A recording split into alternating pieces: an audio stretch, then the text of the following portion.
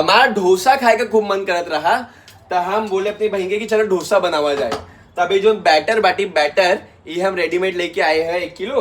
अब हमारा बहन बनाओ तो चटनी पहले, क्योंकि चटनी सबसे जरूरी होता। और हमके ये नारियल की चटनी बहुत निक लगा था। बेटी क्या क्या डाले हुए मन बोली नहीं पाते, चला हमें बताई दी। एक अंदर पड़ा बाटे मरचा, गरी, चना, लहसुन और धनिया और मम्मी बताएगी। और का हो सुधा? और का वो सुधार तू काहे परेशान कर रहा था? परेशान नहीं करते हम, बताओ थे कुल देने के। चटनी सब जाना था बनाओ तो उससे अच्छा जाना था। अरे हम वीडियो बनाओ थे तो बोले पड़ा था, समझू आए हो। लेकिन हमरे घर एक दिक्कत बा, हमरे घरे क्यों पातर डोसा गोल गोल क्यों बनाई नहीं पावत। लेकिन आज हमार बहन देखा तो का के दिखाओ बनाई पावत हिं कि नहीं बनाई पावत हिं, ठीक बा?